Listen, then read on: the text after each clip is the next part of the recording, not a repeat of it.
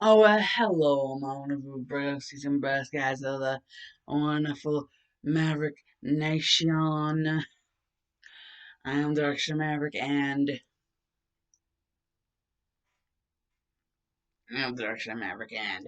welcome to part one of what I'm going to call Game Tale.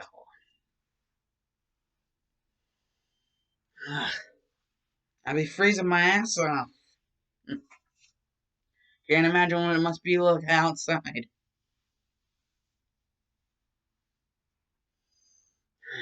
Yes, Game Tale. This will be part one of Game Tale.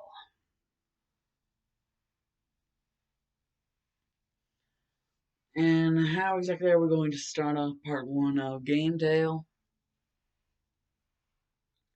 Well, you see, there's a human. A human. Their name, Chris. Human. The human Chris. They fall down. Fall down deep into the underground. And they make it to the ruins. And they eventually beg and plead with the caretaker, Toriel. Eventually, she can't take it anymore, so she lets the human leave. The human Chris.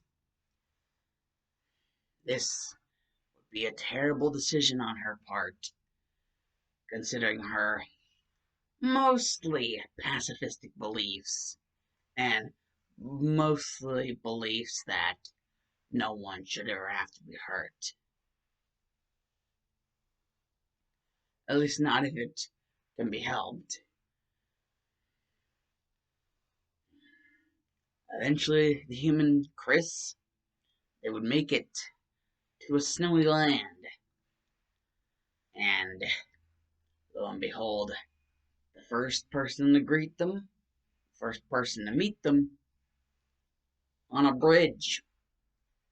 However, whenever the human Chris tried to get closer to this person, who they didn't exactly know what they looked like because it was very far away, the bridge seemed to cave, and eventually the human Chris almost fell off. But they gathered themselves back to their feet and back to the bridge. But whenever they did so, and they looked up to see if the monster was still there, they were gone. And so the human continued to walk forth, even though they were slightly injured. But that didn't matter to them. They just wanted to befriend all of the monsters. And so, whenever they got to the first century station they saw, well, they also saw a conveniently shaped lamp, but they weren't gonna fall for that. You know, they wanted to check some things out, and that wouldn't be the conveniently familiar shaped lamp. You know, Chris had it dug into their mind. They wanted to be friends with all the monsters, and so they came up to the center station and made a little knock, a little pat knock. And eventually, someone rose from inside the sentry station. Ugh, kid. Can't you see I'm trying to sleep in here? Ugh. Plus, I'm not in the best of moods. Whoever you are. Wait, no. You're the kid who almost died at the bridge. Ew. You're you're funny. You're entertaining. I will give you that, kid. Now, why are you here? You do know that you could die, right? Monsters aren't exactly the friendliest now after what happened with the war. Or are you not aware? Because I won't be really willing to tell you. After all, you're a human, I'm a monster, and, well, humans and monsters don't exactly like each other. Unless you were kept from that too. You must be a pretty sheltered piece of shit. What? You still wanting to pry for information? Okay, kid. All you gotta do, though, to get your answers, everything you want to make friends with all the monsters, don't you? You want to give everyone their happy ending, don't you? You want there to be peace, don't you? Gullible little shit.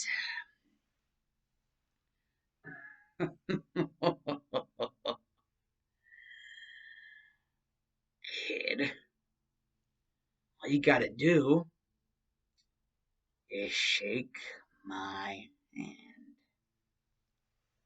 And so the human did so. And, well, the next few places they visited, after being shooed off by the not so happy short skeleton, they found their taller brother, or at least what they believed to be their taller brother, when in all reality, Game was just using his power to make and, basically give people the most of what they wanted and then have their entire world come crashing down.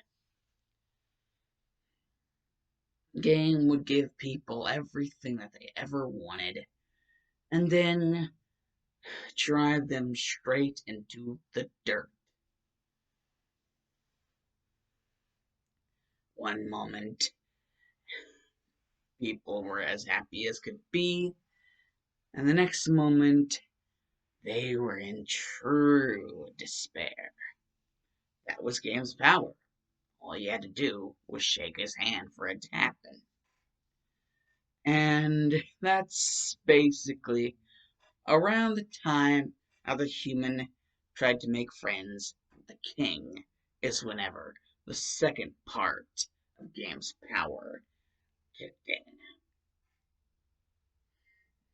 And the moment it did was the exact moment, in which Asgore destroyed the mercy button.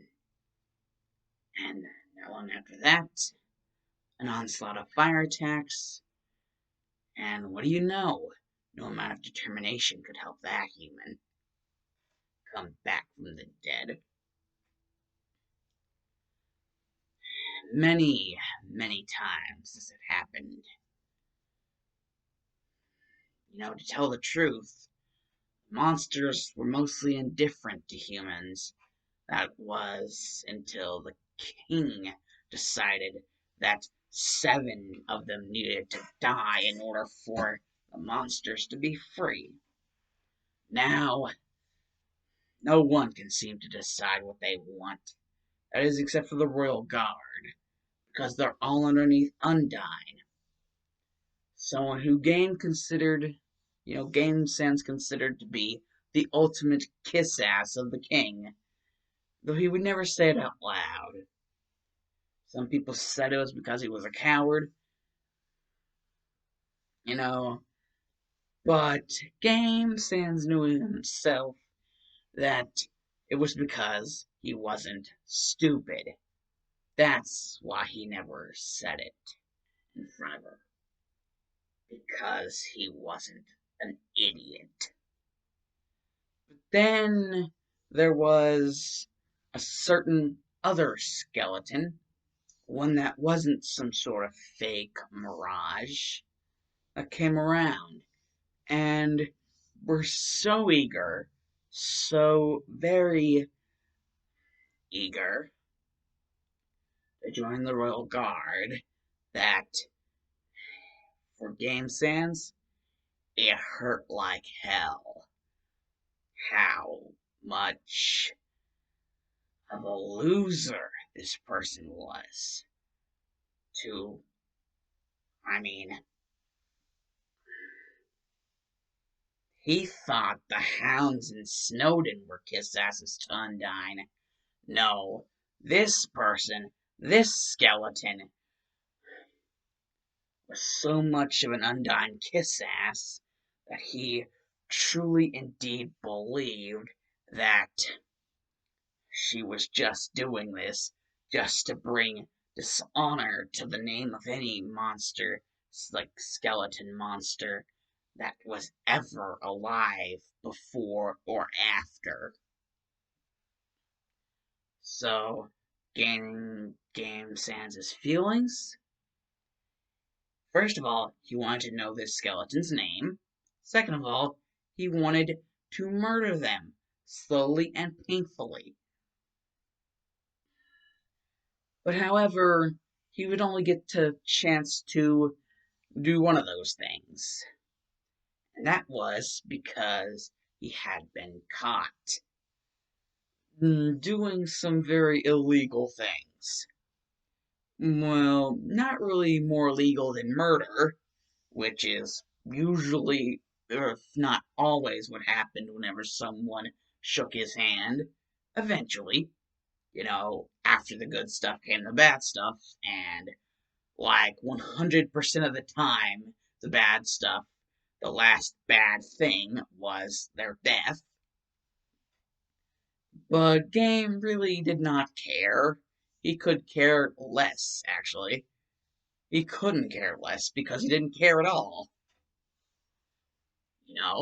He was just a skeleton who wore a half red, half black hoodie, and overall, that's mostly what anyone could see of him because you would have to come to him, not the other way around. He didn't feel like moving unless he got benefits from it. And he had secret passageways which he made himself just so that no one could see him around. Secret passageways which allowed him to be literally not just untouchable, but invisible to everyone in the underground. That was until some little snitch decided that it would be fun. It would be oh so much fun to see if they could get in the Royal Guard by telling off on him. One second, he's.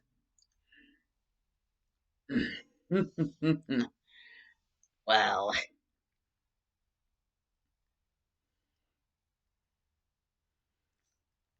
I don't know what kind of word you would use.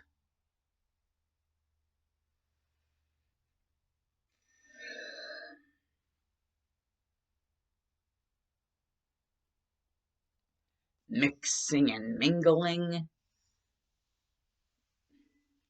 with the common folk, mixing and mingling with certain common folk, and the next second that sudden certain common folk is snitching on him right behind his back. The nerve of the little shit. What was his name? MK? No. MK's not that much of an idiot to snitch. Not on him. He knows better. He's seen what happens to stupid people. It was his sister.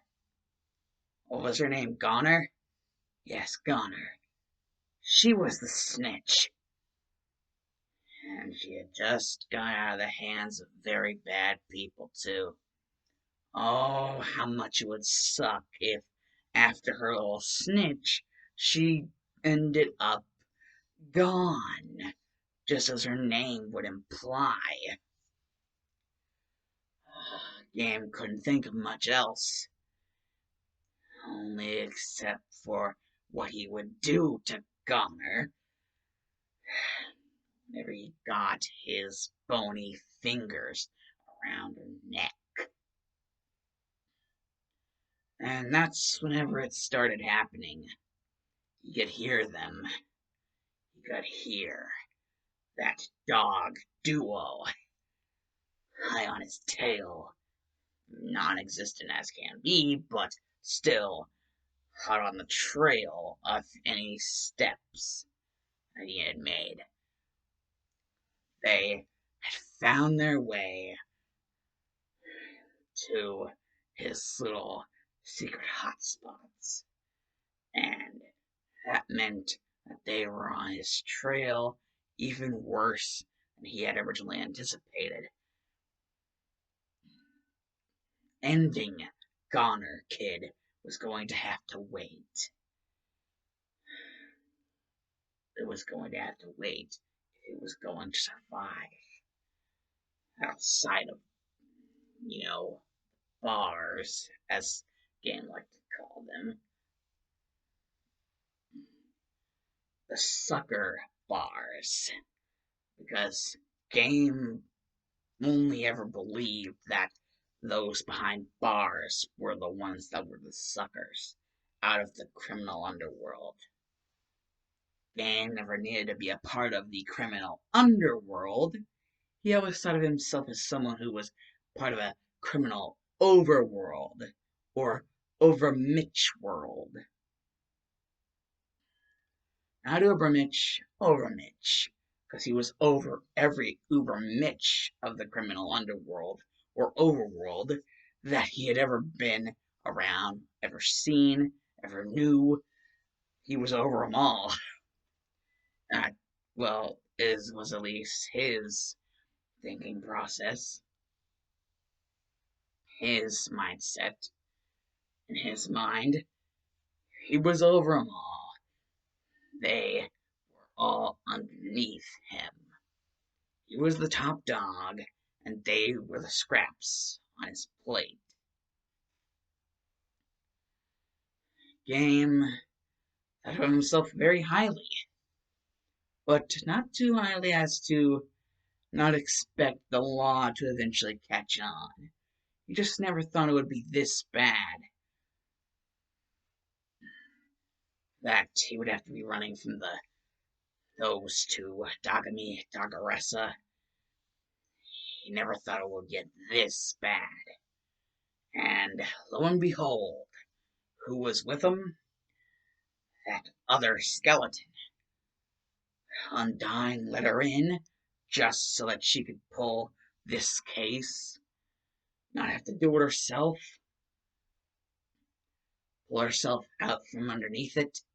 Undyne didn't want to haul in the effort to actually catch him herself. She wanted someone else to do it and then let her take all the credit because they would never go against the word of the Royal Guard's captain. Oh no, that would be terribly impolite. Bunch of sheep is what they all are. Game thought in his mind as he ran away to somewhere far, deep within the Snowden forest, where no one would ever surely follow, unless they were stupid. However, he wasn't that lucky after all. He could smell the dogs just as much as they could smell him. Dagami Dagaressa, he had so much rage, so much boiling blood deep within him. And monsters aren't even supposed to bleed. At least, not in most cases.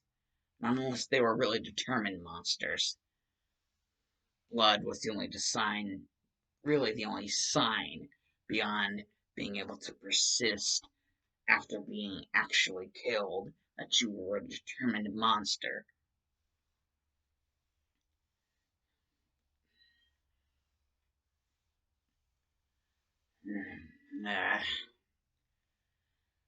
Blood could smell the dogs could smell him. That meant that this other skeleton wasn't far behind because she was traveling with the other dogs. She was traveling with them, so she couldn't be that far behind. And so Blood, not Blood, but for Game. How many times have I called them Blood? You guys tell me in the comments how many times I've called him Blood whenever his name is actually Game Sans. Anyways, Game turned around to face the Mutts. And face them he did. Bashed them right in the head with his own skull. A double headbutt. Hit Dogamy with one headbutt, turned around, pulled Doggeressa in for a second one, and both of them were knocked out. Yeah, Game had that strong of a head. He was that truly headstrong of a monster that his own skull was stronger than actual, like, flesh and blood and actual muscle tissue covered skulls. His his skull literally would be that strong as to knock other monsters out with one attack for each. Just one headbutt for each would knock him out. And whenever the other skeleton saw this, he could see a look in their eyes. But then they spoke. You're him. You're Game Sans. And you're under arrest, too. And Game Sans is just like, oh, I'm so scared. What am I ever to do against another skeleton? You'll surely know everything that I have in my arsenal, seeing as you're also one of my kind.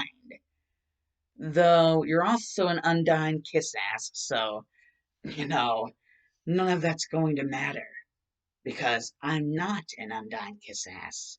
That's the difference in between you and me. One of us is smart, the other is stupid. Can you guess which one that is? You don't even have to wait. I mean, if you were actually smart, you'd know. The undying kiss-asses are always the stupid ones. And then they would just get into a tangle of a battle where they would just fight each other like to no end. Like, this other Sans would actually come to admire the fighting style of this criminal, this madman. He, even though he must be some sort of criminal overlord from the lowest of the lowest slums, like biggest dirtbags, his fighting style, it was without any sort of faltering. It was near freaking flawless. It was to a certain level of a damn T of perfection. This guy, however fights he must have been through to be this good, she had to have some level of admiration for someone who was this good at fighting. And, well, Game Sans, he more or less just saw that how she was able to keep up with him, but in a different way. Whenever she was fighting him, she was having to improvise. He could tell it from the way she was going about. He could tell that she was having to improvise when they were fighting him. That she had to do things she wasn't normally used to doing. And so she got sloppy. And sloppy very fast. He could tell she was not used to his type of fighting. You could tell that she probably thought that he would, like, indeed, like, basically, he could already tell that she thought he wouldn't be nearly as good as he actually is. One thing about Game Stand is that, you know, he kind of is smarter than you think. A lot smarter than you think. He is the smartest of the smarties whenever it comes to pretty much anything. You know, whenever it comes to being the smartest of the smarties, Game Stance is really freaking up there. You know, because he had to, like, fight his way, to his position. And he had to fight smart. So he had to learn how to fight smart. And however he was going to get that at that position, he was going to do whatever it took. So he's not just any ordinary thug. Game Sans is the kind of guy who will pick you apart. He's like a Triple H or like an Undertaker. He is the kind of guy who will basically, like a vulture, like, just pick you clean, like pick your bones clean after he's done with the rest of you. He's basically a lot of things that Vanilla was not prepared to face whenever thinking that this guy is just another criminal.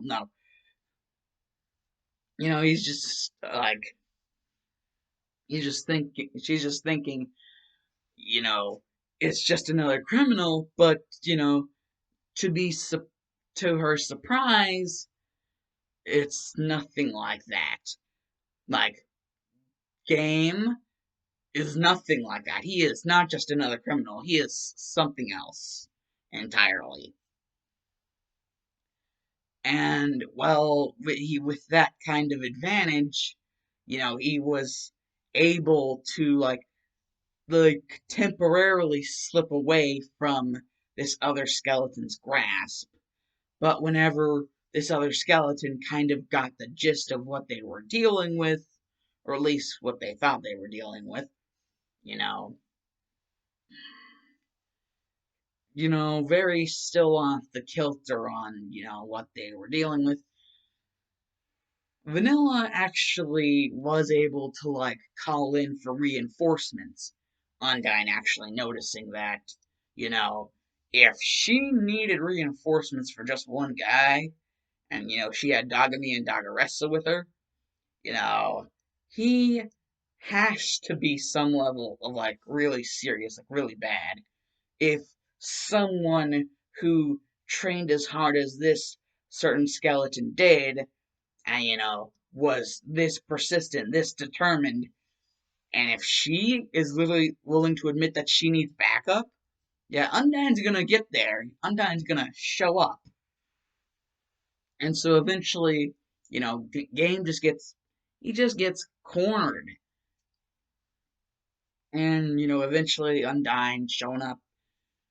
Well, really, Game doesn't have anywhere to go, so, he's basically put in a holding cell, like, not in any, like, prison or jail. Like, it's more or less just a temporary holding cell that he's put in. Like, he's still put under surveillance, but it's more or less just one of those temporary holding cells. You know, just until they figure out what to do with him.